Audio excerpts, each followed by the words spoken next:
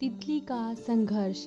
एक बार एक आदमी को अपने गार्डन में टहलते हुए एक टहनी से लटकता हुआ तितली का कोकून दिखाई पड़ा। अब हर रोज वह आदमी उसे देखने लगा। एक दिन उसने नोटिस किया कि उस कोकून में एक छोटा सा छेद बन गया है। उस दिन वह घंटों वहीं बैठा रहा और उसी को देखता रहा। उसने देखा कि तितली उस खोल से बाहर निकलने की कोशिश कर रही है, परंतु बहुत देर तक प्रयास करने के बाद भी वह उस छेद से नहीं निकल पाई। फिर वह बिल्कुल शांत हो गई, मानो उसने हार मान ली हो। इसीलिए उस आदमी ने निश्चय किया कि वह उस तितली की मदद करेगा। उसने एक कैंची उठाई और कोकून की ओपनिंग को इतना बड़ा कर दिया कि वह तितली आसानी से बाहर निकल सके। और यही हुआ।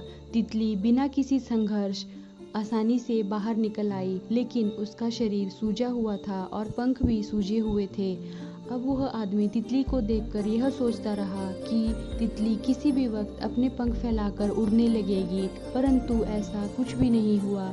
इसके उलट बेचारी तितली उड़ ही नहीं पाई और अपनी बाकी की जिंदगी उसने इधर उधर घसीटते हुए बिता दी। अब वह आदमी दया और जल्दबाजी के चक्कर में यह नहीं समझ पाया कि असल में कोकून से निकलने की प्रक्रिया को प्रकृति ने इतना कठिन इसीलिए बनाया है ताकि ऐसा करने से तितली के शरीर में मौजूद तरल उसके पंखों तक पहुंच सके और वह छेद से बाहर निकलते ही उड़ सके। वास्तव में कभी कभी हमारे जीवन में संघर्ष ही वह चीज़ है जिसकी हमें सचमुच आवश्यकता होती है। यदि हम बिना किसी स्ट्रगल के सब कुछ पाने लगें तो हम एक अपंग के समान हो जाएंगे।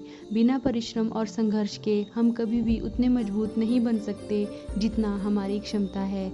इसीलिए जीवन में आने वाले कठिन पलों को सकारात्मक दृष्टिकोण से देखिए। वो आपको कुछ ऐसा सिखा जाएंगे जिससे आपकी ज़िंदगी की उड़ान पॉसिबल हो सकेगी। धन्यवाद। आपका समय शुभ रहे।